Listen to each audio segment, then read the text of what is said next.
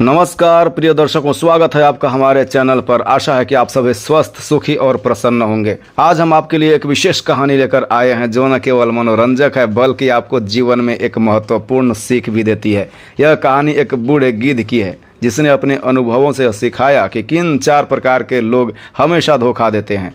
अगर आप इस कहानी को अंत तक देखेंगे तो यकीनन आपको इससे बहुत कुछ सीखने को मिलेगा। और हाँ, अगर आपने अभी तक हमारे चैनल को सब्सक्राइब नहीं किया है तो कृपया सब्सक्राइब करें और बेल आइकन को भी ऑन कर लें ताकि आने वाले हमारे वीडियो की जानकारी सबसे पहले आपको मिले।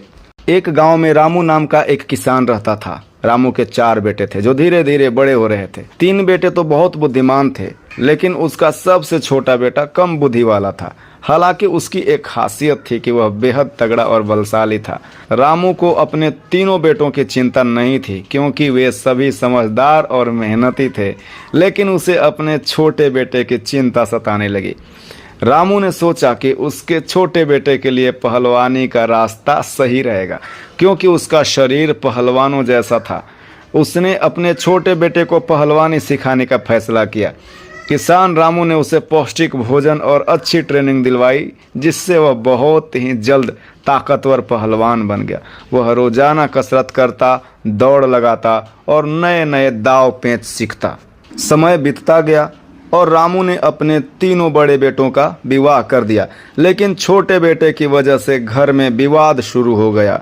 बड़े भाई और उनकी पत्नियां जो रामू के छोटे बेटे से ईर्ष्या करने लगी थी ने उसे कामचोर कहकर ताने देना शुरू कर दिया था। उन्होंने रामू से कहा कि वे अलग होना चाहते हैं क्योंकि वे दिन रात मेहनत करते थे और उनका छोटा भाई मौज कर रहा था।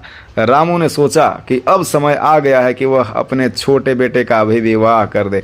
उसने एक सुंदर और विद्वान लड़की की तलाश की और उसका विवाह अपने छोटे बेटे से कर दिया। शादी के बाद रामू ने अपने चारों बेटों को अलग अलग कर दिया ताकि घर में शांति बनी रहे। अलग होने के बाद 3 बड़े बेटे तो अपनी समझदारी से अच्छा कमा रहे थे, लेकिन छोटे बेटे की स्थिति दिन प्रतिदिन खराब होती जा रही थी। उसकी पत्नी जो बहुत ही विद्वान थी इस स्थिति से परेशान हो गई। वह अपने पति से कहने लगी कि वह राजा के पास जाए और नौकरी मांगे।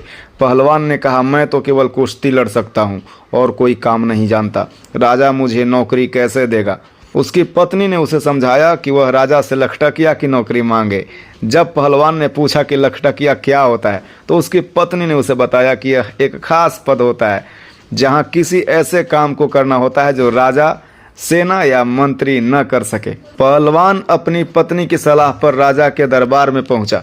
राजा ने उसे देखा और सोचा कि यह बलशाली व्यक्ति अवश्य कोई नौकरी मांगने आया होगा। राजा ने पूछा, तुम क्या कर सकते हो? पहलवान ने कहा, महाराज, जो काम आपसे, आपकी सेना से या किसी मंत्री से नहीं हो सके मैं वह कर सकता हूँ, लेकिन इसके बदले में मुझे 1 लाख टका रोज का वेतन चाहिए। राजा ने अपने मंत्रियों से विचार विमर्श किया और पहलवान को लखटकिया के पद पर नौकरी दे दी।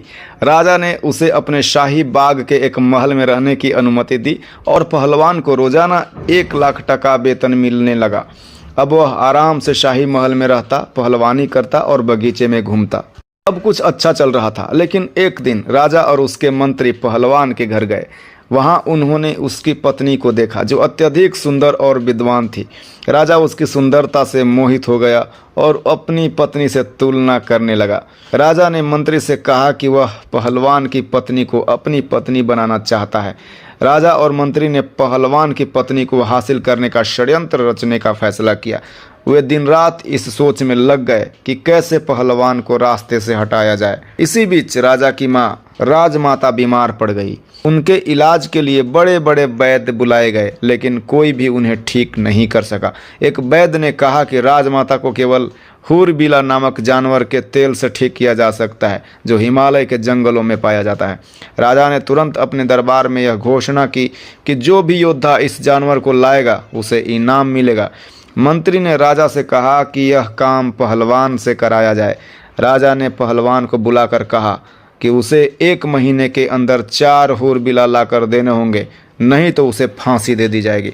पहलवान इस समस्या से घबरा गया और अपने घर जाकर अपनी पत्नी से सलाह की। उसकी पत्नी ने उसे समझाया कि हुरबिला तो हमारे ही जंगल में मिलते हैं। उसने कहा कि पहलवान कुछ दिन के लिए अपने ससुराल चला जाए और वह इस काम को खुद संभाल लेगी। पहलवान की पत्नी ने अपने देवर और जेठ के पुत्रों को बुलाया और उन्हें पंख और तारकोल लाने के लिए कहा। कुछ ही दिनों में पंखों से कमरा भर गया और तारकोल को भी गर्म करके तैयार किया गया। इसके बाद पहलवान की पत्नी ने राजा और मंत्री को धोखे से अपने जाल में फंसा लिया।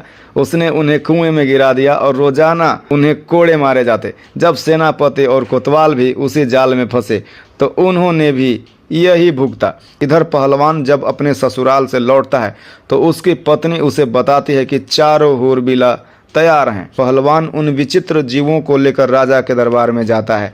राजा, मंत्री और अन्य दरबारी भी उन जीवों को देखकर हैरान रह जाते हैं। जब राजा ने चौथे हुरबिला के बारे में पूछा तो पहलवान ने कहा कि ज़्यादा मत बोलो, नहीं तो मैं तुम्हारी पोल खोल दूंगा।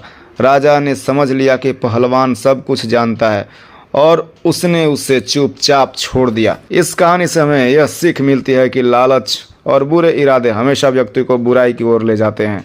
दूसरे की संपत्ति और पत्नी पर नज़र डालने से केवल मुसीबतें ही मिलती है। हमें हमेशा अपने धर्म और मर्यादा का पालन करना चाहिए और दूसरों के अधिकारों का सम्मान करना चाहिए। प्रिय दर्शकों, आशा है कि आपको यह कहानी पसंद आई होगी। अगर हाँ तो इसे लाइक करें, अपने दोस्तों और परिवार के साथ शेयर करें और हमारे चैनल को सब्सक्राइब करना न भूलें।